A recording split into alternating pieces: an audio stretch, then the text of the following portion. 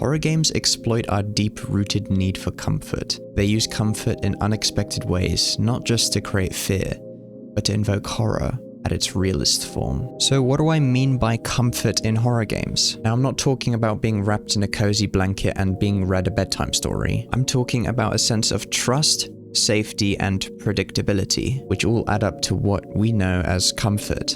I will be analyzing specific games like Silent Hill 2, Visage, and Resident Evil, showing how they twist comfort into a weapon through characters, mechanics, and the environment itself to create true horror that doesn't just scare you, but lingers long after the screen fades to black. Before the video starts, I just want to say that these are the spoiler warnings. Really only Silent Hill gets the most spoilers, everything else is fine, but yeah, that's later on in the video. One of the most common fears is the fear of the unknown, the fear of staring into the dark and not truly knowing what's there. Most of us don't fear the dark anymore, but what Visage does is it almost makes us fear it again through its very clever game mechanics, and also by setting the tone from the very beginning with such a heavy, depressing intro. Visage throws you straight into the deep end. You kill a family and then yourself. Whether this is real or a hallucination, it's unclear. But the next thing you know, you're limping out of a room. After wandering around your house, you soon realize that light is your lifeline, that there are spirits and ghosts in the house, and the longer you stand in the dark, the more your sanity spirals. A sanity meter tracks your descent into madness. As your sanity bar fills up, the more aggressive the spirits become, and, well, you don't really want to know what happens when that fills up. The use of sanity in this game isn't a new concept, but what is a new concept is the game's use of light. Light equals safety. Darkness equals danger. Standing next to a light, your sanity subsides. You turn on lights, traveling from light source to light source. The entities in the house don't make it easy for you either. Switching lights on and off randomly, breaking light bulbs so you can no longer turn it on. The game uses the comfort of lights as a weapon against you, slowly taking away at the one thing that's keeping you alive. And the game forces you to venture into the dark. And one place that captures this feeling very, very well is the stairs to the basement. There's only one light that stands guard. You know you must explore the basement to progress, but every fiber of you is telling you to stay by the light, to stay where it's comfortable. You don't know if the basement has any lights to stand by, but you know you must find one. You must muster up the courage to step into the unknown, putting your fear aside and searching for the light. Visage gives us comfort in the light, telling us we'll be safe there, giving us plenty of light sources throughout the house. But after playing the game long enough, you get to a section where everything changes.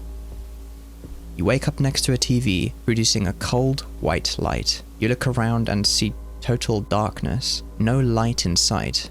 All the lights in the whole house are gone. The switch is sitting right next to you in a box, mocking you like it's a sick joke. By removing every switch, Visage doesn't just challenge you, it betrays you.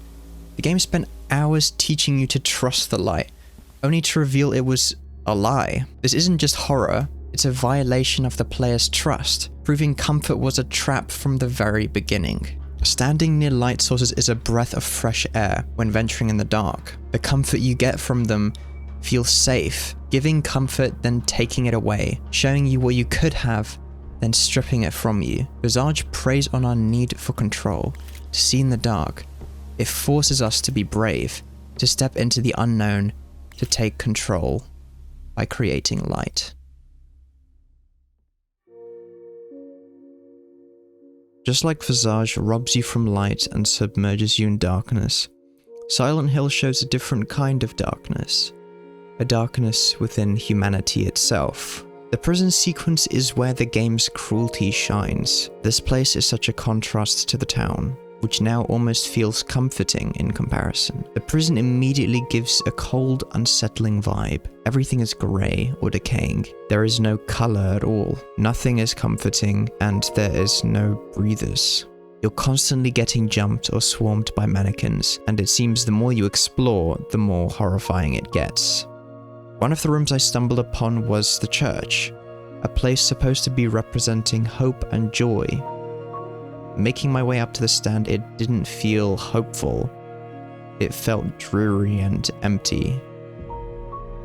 In the corner was a dark corridor, and that led to a claustrophobic room. It was the priest's chamber. A note laid on the desk revealing the priest's mindset. He sees the prisoners as impure, deserving of punishment and suffering. The words are not filled with compassion, but with the sense that he needs to purify. The way the church is presented with the shackles by each row of seats, the painting showing blood and gore, it doesn't feel like a church full of hope, but a church full of malice and hatred. As I explored seeing more of the horrors, being swarmed by enemies and not getting any breaks, I burst through the doors of the electrocution room. A single chair sat isolated, dead center in the room. The cold, clinical brutality of the space, the isolated chair in the middle of such a large room, it made me feel a deep sense of unease. The way the chair was presented, it just captured the essence of such acceptance in hopelessness. It just reinforced one thing in my mind. One thing that has been stemming ever since I entered the priest's chamber. I don't belong here. This place was filled with hatred and despair. Everything was unknown. This place truly made me very uncomfortable, and I didn't want to stay there a second longer if I didn't need to. Not knowing what the priests had done to the prisoners, not knowing how many people's lives were claimed to the electric chair, or for what reason. The thoughts of not knowing what happened in these walls, I knew it was nothing good, but the feeling that I had no idea of the true evil this place had seen, it made me desperately not want to find out. The prison isn't about monsters, but its collapse of meaning. The prison is meant to be a place to reform members of society, or to punish them for their crimes, but prison is punishment enough. This place takes it to a whole new level. To torture them and torment them, the prison doesn't take away comfort, it prevents it. With the collapse of a church, the one place that should remain hopeful, the one place you should be able to find comfort in all this chaos, it really spoke to how there was no hope, no comfort, no safety. Anything that made this place human was stripped away, and what was left was just pure evil. The prison courtyard takes the fear of the unknown to another level. Entering the courtyard, all you're greeted with is an ocean of darkness. Not even your flashlight can get through. The courtyard was vast and open, yet the darkness made it feel tight and claustrophobic. Walking around, I honestly felt completely vulnerable. There was no music, no sound, just silence. And then suddenly, the rapid skittering of footsteps, something moving in the dark, runs by you. My instinct was to panic at first, to back into a corner and find some semblance of safety, but nothing came. I wandered around the courtyard, hearing the unknown creature scatter around, but nothing happened. I was safe. I even started to try to encounter it, purposefully walking towards it, looking towards the footsteps, but still nothing. The creature never revealed itself. It remained hidden, scurrying just beyond the reach of my light. This creature or thing, whatever it was, it fascinated me. It lurked in the dark, alone, devoid of light. It was like it was afraid of me or hiding from me. The way Silent Hill uses this courtyard is really fascinating. I haven't seen it done like this in any other games. The only quiet place, the only breath of fresh air that I felt was in this courtyard, because it was so silent and there was no noise, except for this creature scattering around. After finishing the prison sequence, I couldn't help but wonder what that creature represented. Was it the darkness lurking within us, hiding away until eventually we find it? Is it to prove that even in safety there's always something lurking to disrupt it? What Silent Hill is very good at is psychological horror. This part of the game deeply disturbed me because there was nothing I could fall back on. The game didn't tell us the horrors of what happened in this prison. It showed us bits and pieces, letting us assemble an image in our mind, leaving things to the unknown so we can try and build a picture to reason it. The idea of not having a full picture of what actually happened, it was deeply disturbing. This kind of horror hits deeper than any jump scare could ever hit. The horror isn't about losing comfort, it's about realizing comfort was never there to begin with. The prison captures a unique human fear, the fear of what people are capable of. But the most terrifying monsters aren't the ones lurking in the dark. They're the ones hiding within us.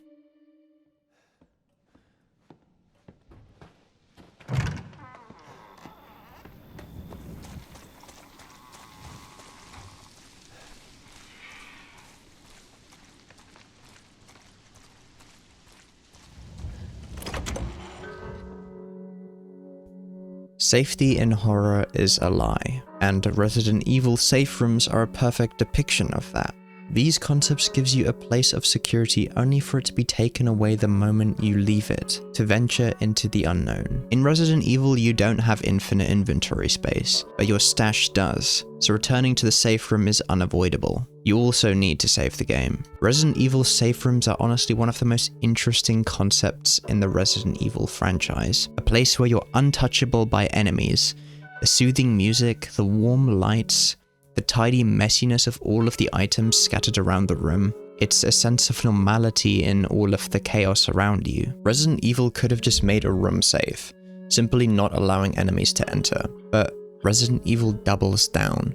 They go the extra mile to soothe you, to make you feel not safe, but comfortable, with the warm lights and the environment, the gentle, soothing music. They don't just want you to feel safe, they want you to feel relaxed, only to use it against you the moment you leave. The soothing music fades into a cold ambient hum. The complete contrast of visuals and sounds creates two different opposite feelings. One full of comfort, the other full of uncertainty and terror.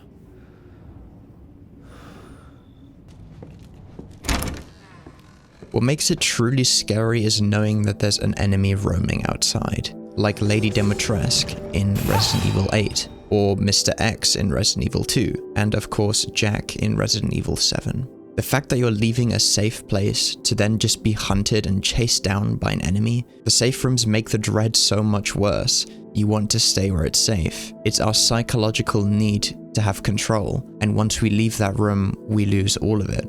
It strikes a perfect balance between comfort and horror, to make the horrors even more terrifying when they hit. Willingly leaving the room, having to be brave and face what's out there, that's what makes these rooms so effective.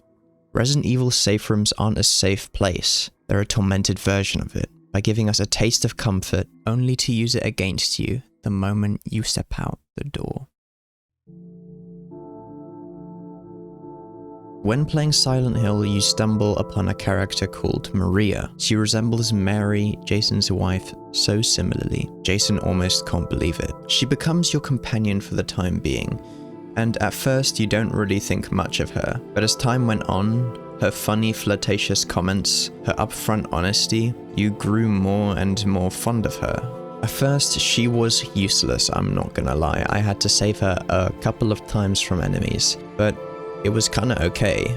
Her presence was comforting, a sense of stability amongst all of the chaos around me. So to have a companion be there, to lighten the load of all of the horrors, it was quite nice. Eventually she had to stay in a room to get some rest, and we went our separate ways. The world felt dull, less bright. Even the weather changed from a warm, ambient sunset to a cold, depressing, rainy day.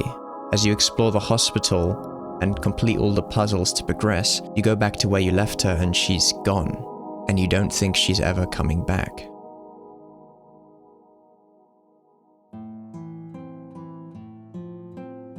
As you continue exploring the hospital, which has now turned a lot more darker and depressing, she finds you, and she seems really relieved to see you. And then you're partnered up again like nothing ever happened, but it felt better than before. Her absence made her presence more comforting. The horrors of the hospital felt a lot more manageable, less scary, and more enjoyable. Having this type of character here changed the whole vibe of the game entirely, as when she went to rest, and as you explored the hospital, it got darker and darker the more you explored. Reading all of the notes about the experiments, what was done in the hospital, it lowered the mood entirely, giving you a sense of fear and wanting to get out. It even got more depressing when the whole hospital flipped to an upside down version, producing a dull beige color everywhere you looked.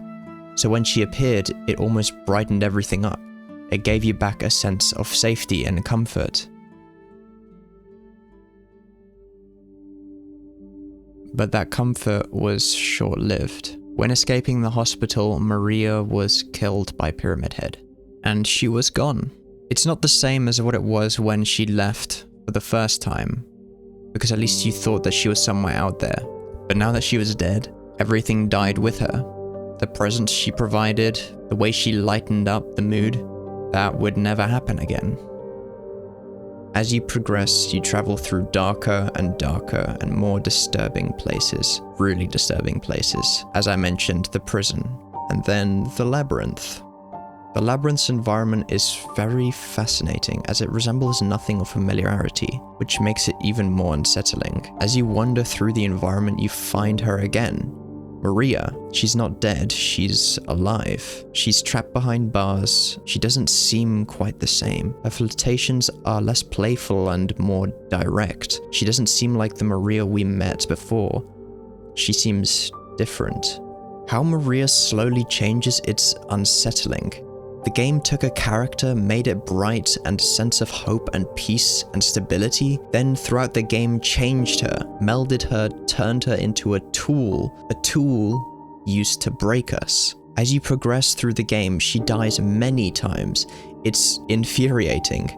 Like the game is just playing with your emotions, showing you she's alive, then taking it away and making you grieve again. It's a sick joke. You're being tortured over and over.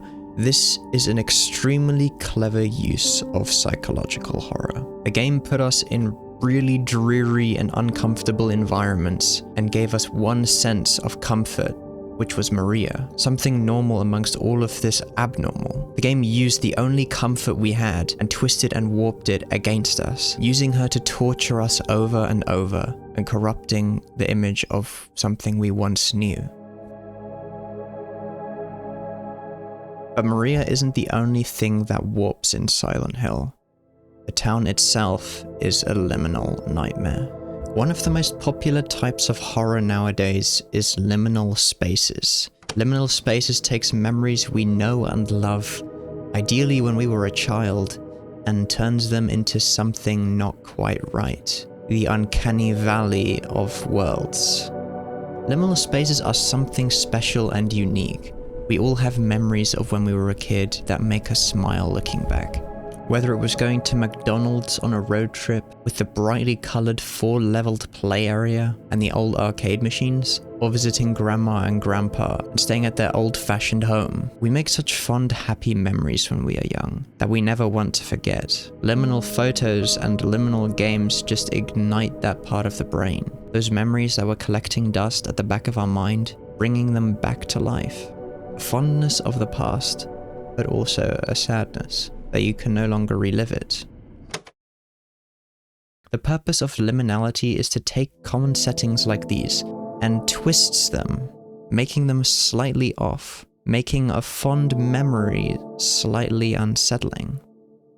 Of course, liminality can't get the exact memory of the places you visit, even though that would be pretty scary if it did do that. But what liminality does is it almost feels like you could have been there, almost like it's questioning your own memories, which is exactly what Silent Hill does. The Silent Hill town is supposed to be brimming with life, as any town should. But there's no cars driving by, there's no people, not even just a bird flying over. No life whatsoever. Walking through this foggy town, it gives such an uncanny feeling. It just plants a thought in your mind that something isn't quite right. It's a very subtle kind of horror, telling you that you should proceed with caution, yet the isolation in the town and the fog, it almost gives a comforting feeling, a sense of danger mixed with comfort. It's not supposed to scare the shit out of you, it's supposed to give you a slight sense of unease, even something only your subconscious picks up. The game turns those comforting memories, the comforting atmosphere, into a subtle, unsettling prick, making you question your safety, giving a sense of danger to the comfort you might feel. It's like walking through a childhood photo where everyone's been cut out. That's the horror of liminality. It's not about what's there, It's about what's missing. Wandering through the streets of Silent Hill, it doesn't feel like a real town, but a memory of it, frozen in time, waiting for someone to hit play. Silent Hill uses liminality, and liminality is a twisted form of nostalgia, a fondness of a past, sometimes a longing of the past, wishing to be right back there, even just for a moment. Liminal spaces aren't really about comfort, even though that's what they seem to be. It's about corrupted comfort, slightly twisting it into something haunting or unfamiliar. Throughout Silent Hill, there is normally two sides to an environment, one resembling normality, another a twisted version of it, with rust and decay, like an upside-down version of the same building. But what it is its visual metaphors of one being a memory of bliss and another a memory of corruption. It shows both sides of what nostalgia can be, but that's a way that games use nostalgia as a corrupted form of comfort to inflict horror by changing a happy memory subtly into something unsettling. Horror isn't a one-way street. It can be used in many different ways with many different techniques, but using comfort is just one avenue. However, if you manipulate comfort, either by taking it away, corrupting it through people or the environment, or withdrawing it entirely, creators can invoke deeply unsettling horror. Horror that some players can't even explain, or horror that makes people think continuously, even after the game is finished. So the next time you're in a horror game and you're feeling comfortable, just know that that feeling is probably not going to last.